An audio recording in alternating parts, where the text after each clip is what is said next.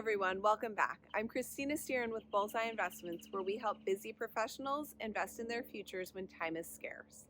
And today I wanted to take the opportunity to talk to you about the difference between an active investor and a passive investor.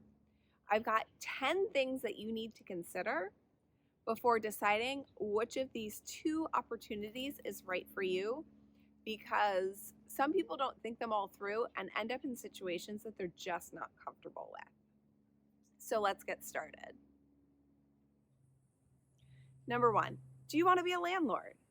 As an active investor, you are the direct link between your resident and the fixing of any issues they may have. It took Tim and I one rental property like that to realize that we were not cut out to be landlords, and it wasn't something we enjoyed, and that it wasn't the type of investing that we were really interested in. Now, a passive investor, on the other hand, you're investing your money and then you're just waiting for that check. You don't have to be a landlord. That's the beauty of being a passive investor. Number two, how much time do you have to put into your investments? Do you have a ton of time that you need to fill up? Being an active investor might be a better choice for you. You can fill up that time and put in sweat equity in order to reap the benefits of a rental investment of any sort. On the other hand, if you've got a ton of things going on, very little free time, passive investing might be a better choice for you because, like I mentioned before, you're putting that money in and then waiting for that money to come back to you, flow back to you exponentially, right? So consider, how much time do you actually have to invest? Number three, how hands-on do you want to be? Active investors get to be hands-on and involved in all of the details that go along with being a real estate investor, whereas passive investors generally are the sort of people who want to hand over their money and say, you let me know when that distribution is hitting the bank. So the real question is, how hands-on do you want to be with your investments? Do you want to get into the nitty-gritty every day? Or do you just want to know that your money is making money from the person who is sending you the money because they're doing all of that nitty-gritty stuff you're not interested in? Number four, profit sharing versus keeping all of the proceeds. When you're an active investor, it's a lot easier to do the work and put in the sweat equity to keep so many more of those proceeds.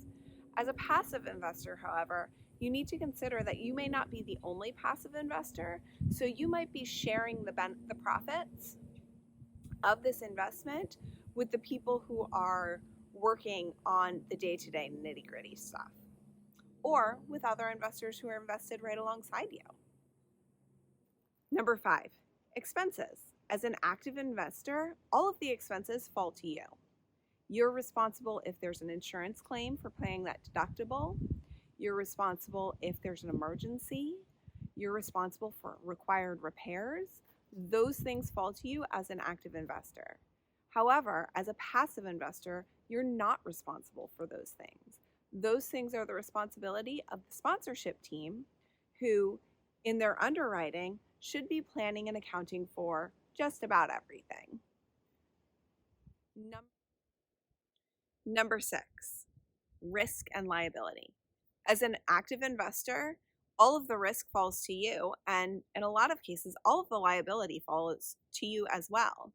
Whereas as a passive investor, you are only responsible for your initial capital deposit. So that initial investment that you put into the opportunity is what you are responsible for. You're not responsible if a fire happens or there's an emergency and a resident comes after the property. They're not going to go after you personally because you're just an investor. Number seven, paperwork. Raise your hand if you love doing paperwork. Bookkeeping paperwork, legal documents, lease agreements, tax paperwork, insurance paperwork, any of it. If you have the time, or you enjoy doing that, or it doesn't bother you so much, active investing might be a great fit for you. because you're responsible for the paperwork, even if it's just finding the people to keep up with it and you just review it. Now, if you really don't want to deal with the paperwork and you'd rather read and fill out a PPM or a private placement memorandum and then get monthly reporting and tax paperwork once a year, then passive investing might be a better fit for you. Number 8, putting together a team versus having a team already put together for you. So as an active investor, if you need a bookkeeper, you're out there searching for that bookkeeper. You are selecting the people who are going to make up your team and help you run this investment property. As a passive investor, on the other hand, you're vetting a team that's already been put together. You're looking at their track record. You're looking at their knowledge. You're asking them questions, should the need be, to make sure that these are really people that you are comfortable investing your funds with so that they can make you more money. So, do you want to build that team, or do you just want to vet an already put together team? Number 9, diversification. Everyone who started in real estate, and I use that term everyone loosely, most people who have started in real estate want to diversify their portfolio. As an active investor, that means all of the research and knowing a market falls to you. As a passive investor, you get to leverage your sponsorship team and their work and their boots on the ground effort to really get to know an area to make sure that it's a quality investment. And then they will give you that information so that you can make a qualified decision.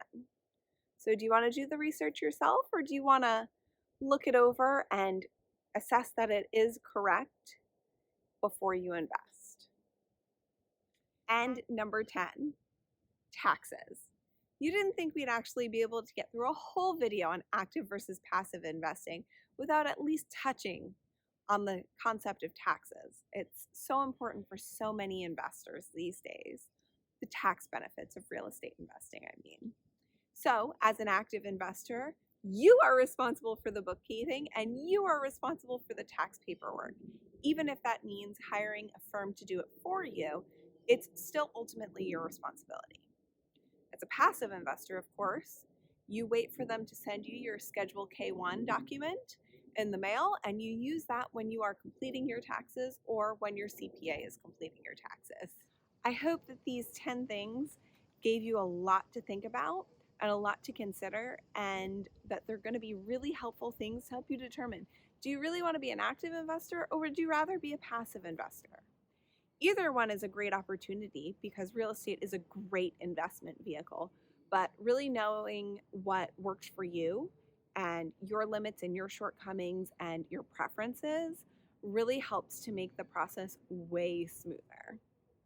Like I mentioned in the very beginning, Tim and I had one rental property where we were active investors, and we decided it was not for us. Passive investing, and especially passive investing in multifamily as opposed to single family, just suits our needs, our personalities, and our goals so much more.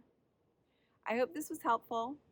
Feel free to like, comment, or subscribe to our channel for even more investing information from us here at Bullseye Investments. We will talk to you soon. Bye.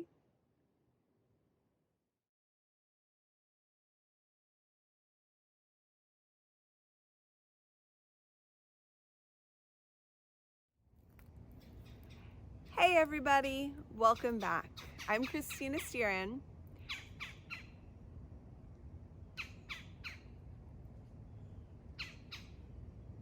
It's a very loud woodpecker up there. Number 6.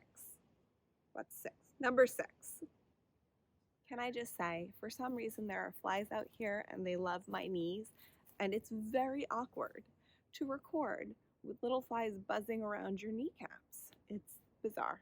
Just had to share. For you, for example, if you need a bookkeeper,